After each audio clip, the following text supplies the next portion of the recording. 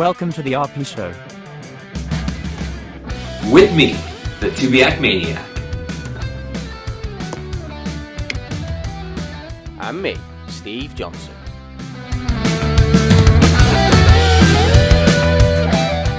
Season 2, episode number 3. Hey, welcome back to the RP Show. My Tubiac here, Tubiac Maniac. Steve, what's going on, man? What do we got? What's on tap for today? This week, it's going to be all about inspiration and inspirational people. Got two right here. Yes, sir, we do. It's funny. As you go through this RP journey, you find that sighted people find a lot of the things that, that you and I do and other people do to be quite inspirational. Yeah, I think that's the essence of this show, isn't it? Like last week, we were talking about nice things sighted people say. And one of the ones we didn't include in that show, we thought we'd do a full episode on, is when sighted people come to you and start to tell you you are inspirational. So Mike, I get this all the time. You get this all the time. First thing to dive into is like, how do you feel when somebody tells you you're inspirational? Do you feel that you are, or do you just feel awkward about it? How do you react when some person comes to you and says, man, you're an inspiration? For me, I think it depends on the source it's coming from, like the person saying it. Like I've had my very close friend, Amy Guandolini. She's a breast cancer survivor. And she's always telling me that she thinks, like I'm so inspirational to her and, and actually keeps her going and like all this stuff. And I'm like, it's a compliment. It's huge to me because it's somebody that was basically given a death sentence, whereas I'm just like, I'm just going blind, no doctor came in and said, hey, you got a big battle ahead of you. It's just something I'm dealing with. So I think sometimes it's just who's saying it that really gets you there, And how does it make you feel when somebody calls you an inspiration? Do you feel you are an inspiration, or do you feel it's like? I try to be honest. I think. Oh, okay. I definitely try to inspire people. Like I think when someone points out something like, say, if I mow the lawn, and they're like, "Oh, that's inspiring," that wasn't what I was going for. To me, that was like, I'm just mowing the lawn. I wasn't, if that's what you thought, you think that's inspiring, cool. But that wasn't what I was going for. But if I'm going out, say when I'm doing the New York City Marathon or, any like a Spartan event or something like that, and that's something that I'm very passionate about, or leading a class, a fitness class, like, yeah, like I'm aware more out there that even though I'm doing something that mostly everyone else can do, yeah, I like to think that there's somebody out there, a kid or somebody that is at that event and happens to see me doing this stuff and going, wow, he could do it, then I could do it. Like, so yeah, there's definitely an element in that I definitely, say that I feel like I have an obligation almost, I feel like to inspire other people. What about you, Steve? Like, what do you? Well, first of all, how I feel about it, I guess is similar to you. I don't always like it when people tell me that I'm an inspiration. Sometimes I get a bit embarrassed by it, if I'm honest. Like you, it depends what I'm doing. If I'm competing in like a fitness event or I'm doing something that is hard for anybody, then I just feel like, oh yeah, brilliant, thank you.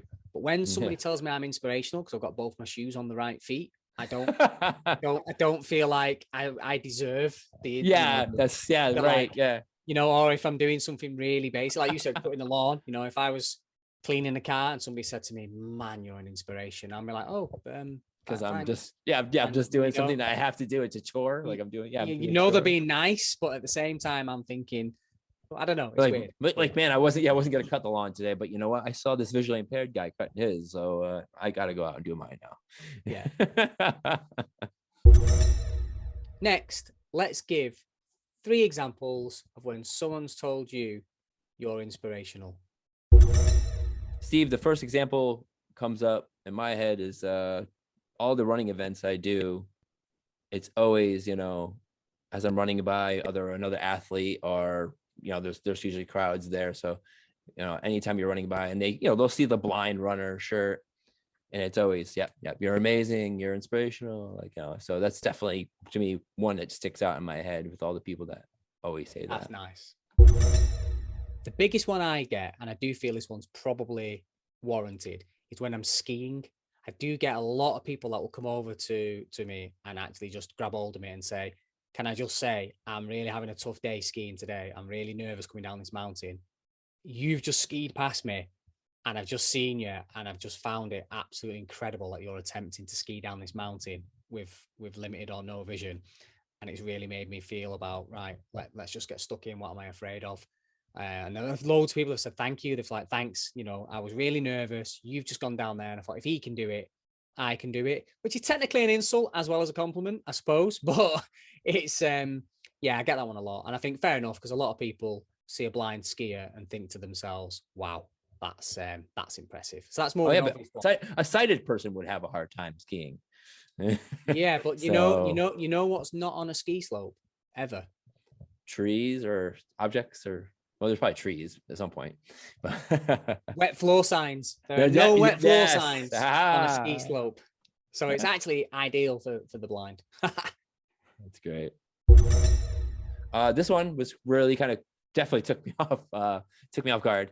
I was walking to my son to school like I do every morning, and literally somebody who was leaving the school shouted from the road in their car, "God bless you." Wow. Yeah. So what a lovely heckle. Yeah. It was like, it really, I didn't know how to respond. I just was like, thank you. I think I just waved my hand up. Thank you. Yeah. Wow. So That's nice. that was where, you mentioned being embarrassed. Yeah. You do feel a bit. That one was a little bit. Yeah. This next one is quite a good one. I got it again this week. In the gym, we do a move called box jumps. You familiar with box?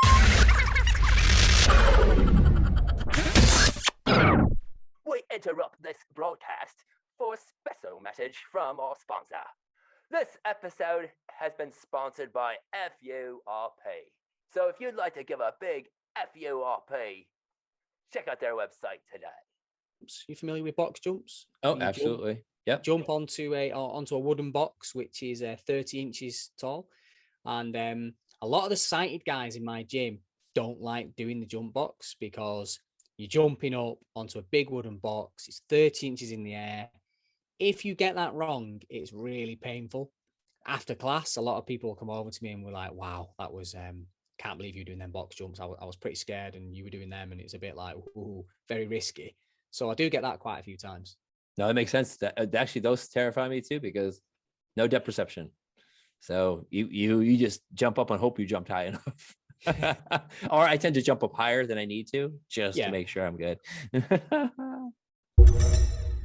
Okay, Mike. So that's some of the examples of what people have said to us and why sometimes sighted people find us inspirational.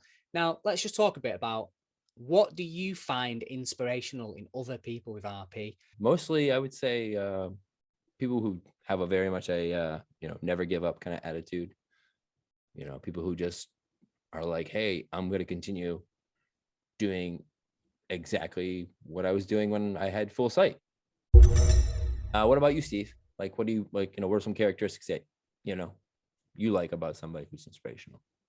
It's kind of hard because I would echo what you've just said. I think people that are still working, I find that really inspirational. As somebody that is in a corporate work environment myself, when you hear about people with RP that are running businesses or doing great things, and like you said before, you sort of nailed the phrase around just not giving up and carrying on as if RP isn't really a thing. They've not just jacked everything in because they've got RP. They are still productive. They're still doing what they're passionate about. They're still doing what they love, or they're still working. They're still, they've got a job. They're just cracking on with it regardless. I think that's really inspirational, especially people that stay in the workforce. That's probably the biggest one for me because it's probably the hardest thing to do. It's not easy to hold a job down if you've got our condition. That was the one thing I think I found when you're on my podcast. That was what I found inspirational about you. It was like, I thought that was crazy. I was like, man, this dude still works. That's awesome. Yeah. So, and I guess it's not to diss people that don't. It's just no, absolutely no. I didn't even take it that way. The ones that don't work are probably normal. The ones that do are probably inspirational. And I guess it depends on what you do for a living, doesn't it? If you're a taxi driver and you have RP, then you're probably going to give that up. he's an inspiration. He just drove into a wall. Yeah, I know. Whereas if you're a submarine driver, maybe you'd carry on. I don't know. I know. It's true. So let's turn this over to you guys. Write down in the comments below. What are, who is somebody that pops up in your head right off the bat that you find who has RP that's inspiring? And why? Why do you find that person inspiring? What is it that yeah, good call, Mike. Yeah, but I'd love to see that in the comments, see what people think, see what names pop up. Not mowing the lawn, No. And don't just go social media puppets, influencers. Come on, give us some really good examples. Someone, there must be some people out there with RP that are absolutely smashing it. I'd love to hear who they are, what they do. Not famous. We might not even know who they are. They might just be your best friend who has RP, and you just find them to be amazing. That's who we want to spotlight. Yeah, positive vibes. So, Mike, with all that said, we have already lined up some guests that we think are inspirational, haven't we? Yes, these are people that all the things we just mentioned, they have either some or all of these qualities. And we're really looking forward to bringing these guys to you in the next couple of episodes. So stay tuned. Next couple of weeks, we have got some people that are inspirational. Now, they may not be world famous celebrities, but we are going to showcase these people who will all have RP or are related to the RP family. And let's just see how that pans out over the next couple of episodes. This is going to be really good. Hopefully this will be quite energizing and positive, and let's see where we get to with these people. What do you reckon, Mike? Anything to add? No, I think you nailed it. You're right, though. But I think the main thing is to focus on these guys are inspirational, having for, like I said, they're not famous or any of that stuff, but they're inspirational for what they're doing, in their lives, despite, having RP. Thanks for watching, guys. That'll just about do it for this week. We'd love to hear yours, so if you've got any examples, please put them in the comments below.